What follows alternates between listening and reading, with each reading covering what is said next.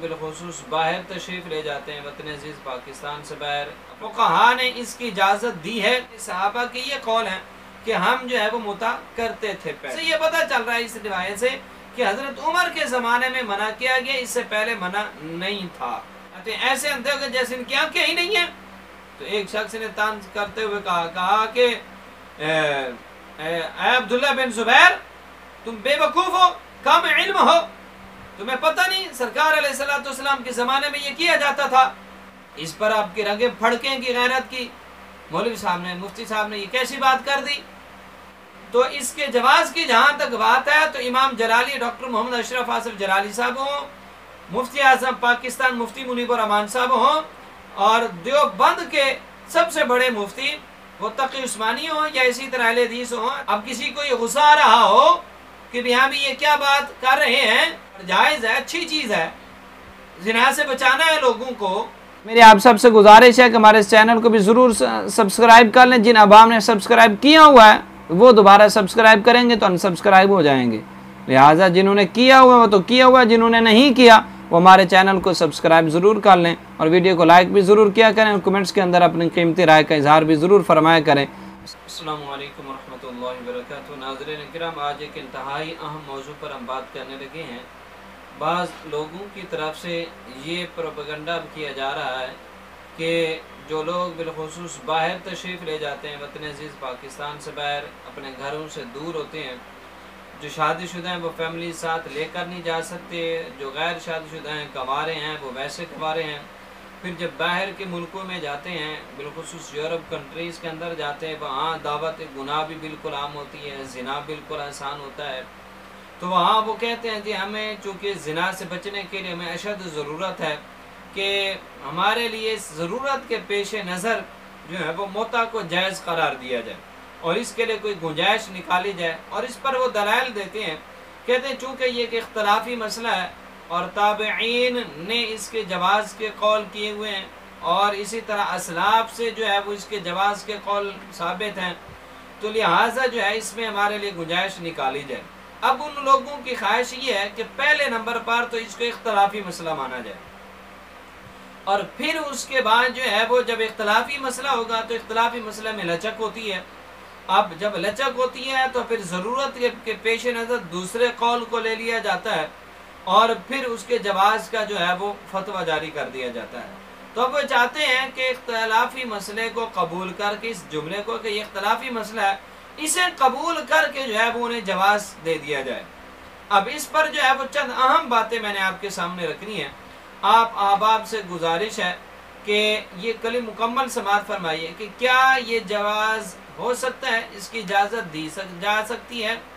اور فقہا نے اس کی اجازت دی ہے۔ تو یہ ساری چیزیں آپ کے سامنے میں نے رکھنی ہیں۔ تمام احباب سے گزارش ہے مکمل سماعت فرمائیے تاکہ مسئلہ آپ کو اچھی طرح سے سمجھ آ جائے۔ اور اس میں سب سے پہلے جو ہے میں احادیث پاک کچھ آپ کے سامنے رکھنا چاہوں گا آغاز کے اندر، ابتدا کے اندر۔ یہ مسلم شریف ہے، مسلم شریف کے اندر جو ہے وہ میں حدیث کا مکمل پڑھ کے نہیں سناؤں گا تاکہ وقت زیادہ نہ ہو، آپ کا اختصار بھی جو ہے وہ پیش نظر ہے۔ یہ مسلم شریف کے اندر جو ہے یہ احادیث پاک یہاں پر موجود ہیں۔ یہ 3306 سے یہ باب شروع ہو رہا ہے حرمات متع کے متعلق۔ اب اس کے شروع کے اندر جو ہے وہ ذرا جواز کے ہیں، یہ جواز کا مطلب یہ ہے کہ صحابہ کے یہ قول ہیں کہ ہم جو ہے وہ متع کرتے تھے پہلے۔ اب اسی طرح آگے چل کے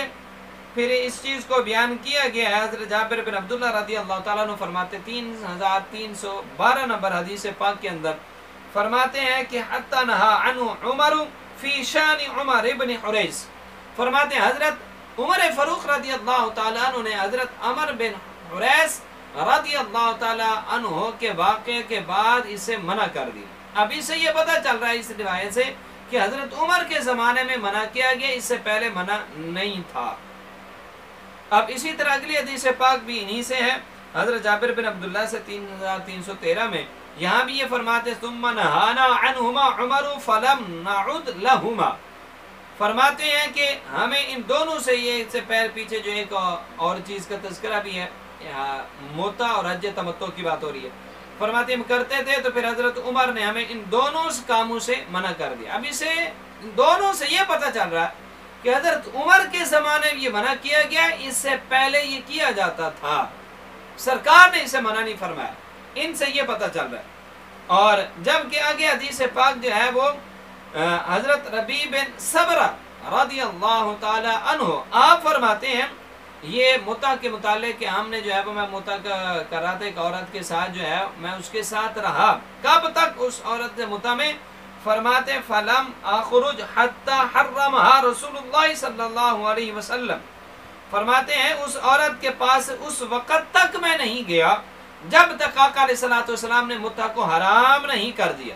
یعنی یہ فرما رہے ہیں حضرت ربیع بن صبرہ کہ آقا نے ہی اس کو منع کر دیا، حرام کر دیا تھا،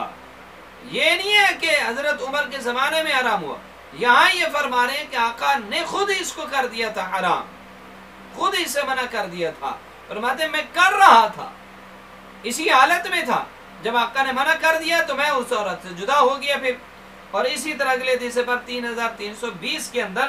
حضرت عبد الملک بن ربیع بن صبرہ جوہنی رضی اللہ تعالیٰ عنہ اپنے والد سے، اور وہ اپنے والد سے روایت کرتے ہیں کہ یہ فتح مکہ کی بات کر رہے ہیں کہ ثم لم نخرج حتى نهانا عنها، فرماتے ہیں ہم مکہ سے بھی واپس نہیں آئے تھے، پلٹے نہیں تھے کہ آقا نے متع سے منع کر دیا تھا۔ اور اسی طرح 3325 کے اندر حضرت عروہ بن زبیر رضی اللہ تعالیٰ عنہ کہتے ہیں کہ حضرت عبداللہ بن زبیر رضی اللہ تعالیٰ عنہما مکہ میں کھڑے ہوئے فرما رہے تھے کہ بعض لوگ اس قدر اندھے ہو گئے ہیں کہ جس طرح ان کی آنکھیں اندھی ہیں، یہ لوگ متع کے جواز کا فتویٰ دیتے ہیں۔ اب یہ دیکھیے قول کس کا؟ حضرت عبداللہ بن زبیر رضی اللہ تعالیٰ عنہما کا کیا فرماتے لوگ اندھے ہو گئے، جواز کا فتویٰ دے رہے ہیں، کیا ہو گیا ان کو؟ فرماتے ہیں ایسے اندھے ہو گئے جیسے ان کی آنکھیں ہی نہیں ہیں۔ تو ایک شخص نے طنز کرتے ہوئے کہا کہ اے عبداللہ بن زبیر تم بے وقوف ہو، کم علم ہو، تمہیں پتہ نہیں سرکار علیہ الصلوۃ والسلام کے زمانے میں یہ کیا جاتا تھا؟ تو حضرت عبداللہ بن زبیر رضی اللہ تعالیٰ عنہ نے فرمایا، آپ نے فرمایا کہ تم متع کر کے تو دیکھو میں تمہیں سنسار کروں گا، سخت ہے، فرمایا تم کر کے تو دیکھو میں تمہیں سنسار کروں گا۔ یہ حدیث ہے پاک، اسی کی طویل حدیث ہے۔ اسی میں ابن شہاب رضی اللہ تعالیٰ عنہ کہتے ہیں کہ حضرت خالد بن مہاجر بن سیف اللہ نے مجھے خبر دی کہ ایک شخص سے میں بیٹھا ہوا تھا، تو اس نے آ کر متع کی اجازت چاہی، تو حضرت ابن ابی عمرہ رضی اللہ تعالیٰ عنہ نے کہا ٹھہرو، جب انہیں اجازت دی گئی تو انہوں نے کہا رکو ذرا، میں نے سرکار سے خود سنا ہے، سرکار نے اسے منع کیا ہوا ہے۔ اور یہی حضرت ربیع بن صبرہ والے حدیث پاک انہوں نے بیان کر دی۔ اور ابن شہاب خود فرماتی اس روایت کے اندر آخر میں جا کے فرماتے میں خود حضرت عمر بن عبدالعزیز کی مجلس میں بیٹھا ہوا تھا کہ حضرت ربیع بن صبرہ رضی اللہ تعالی عنہ نے یہ حدیث پاک سنائی کہ سرکار نے ہمیں منع کر دیا تھا، اس سے حرمت سرکار کے زمانے میں آ چکی تھی۔ اب یہ جو کہا جاتا ہے کہ یہ اختلافی مسئلہ ہے، تو یہ اختلافی مسئلہ ہرگز نہیں ہے، یہ بیان کرنے کا مقصد یہ تھا کہ یہ مسئلہ اختلافی نہیں ہے۔ تو اس کے جواز کی جہاں تک بات ہے تو امام جلالی ڈاکٹر محمد اشرف آصف جلالی صاحب ہوں، مفتی اعظم پاکستان مفتی منیب الرحمان صاحب ہوں، اور دیوبند کے سب سے بڑے مفتی وہ تقی عثمانی ہوں یا اسی طرح اہل حدیث ہوں، تشیع کے علاوہ باقی سب کا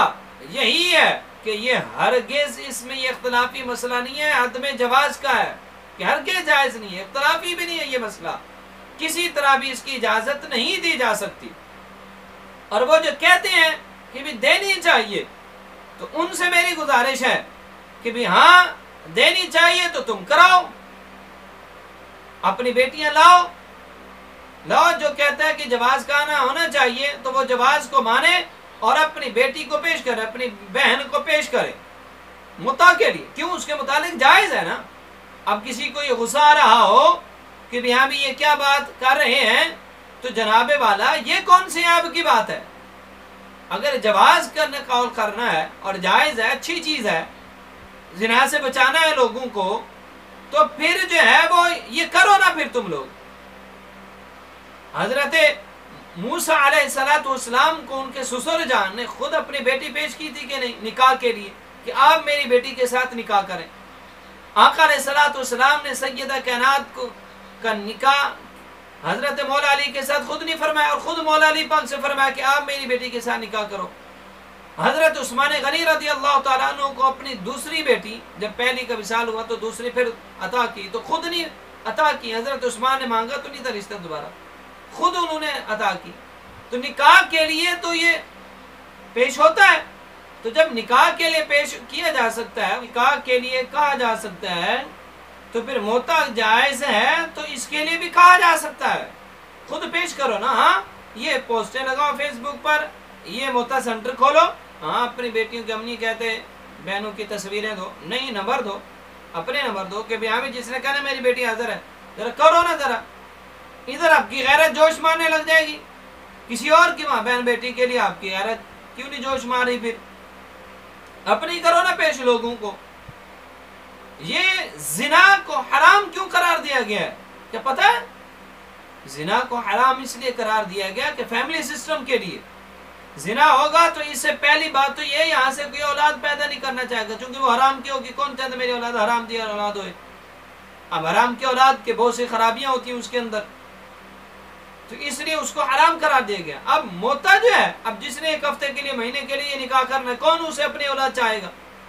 کون اسے اپنی اولاد پیدا کرنا چاہے؟ یہاں سے نکاح کے مسائل کھڑے ہو جائیں گے، لوگ نکاح کی طرف نہیں آئیں گے، اور جو ہے ان عیاشیوں میں پڑ جائیں گے، اور جو ہے ان غلط ان چیزوں میں پڑھ کر آگے نسل کیسے بڑھے گی، فیملی سسٹم کیسے چلے گا، یہ ساری چیزیں، یہ ساری خرابیاں لازم آ رہی ہیں۔ تو اس لیے اس کے جواز کا قول کیا ہی نہیں جا سکتا، یہ اختلافی مسئلہ ہی نہیں ہے۔ جس کو کوئی ہے تو وہ کرے اپنی پیش نظر، یہ بات ہی نہ کی جائے جی ہاں بھی یہ ہے وہ اگر مگر والی بات ہی نہیں۔ ہم جس جو کہتے ہیں جواز کی بات ہے اسے کو ذرا لاؤ نا اپنی بیٹے باہر بتا، لے آؤ نا ذرا باہر، اعلان کرو نا، ہمیں جس نے کرنا ہے وہ آئے ہم سے رابطہ کرے۔ اس پر آپ کی رگیں پھڑکیں کی غیرت کی، مولوی صاحب نے، مفتی صاحب نے یہ کیسی بات کر دی ہماری بہنوں کے متعلق، ہماری بیٹیوں کے متعلق؟ تو وہ جس کسی اور کے ساتھ جو تم جواز کی بات کر رہے ہو وہ کسی کی بہن بیٹی نہیں ہے۔ تو اس لیے یہ قطعاً کسی طرح سے بھی کوئی اختلافی مسئلہ نہیں ہے، اور کسی طرح سے بھی اس کے متعلق کوئی رعایت ہرگز نہیں دی جا سکتی۔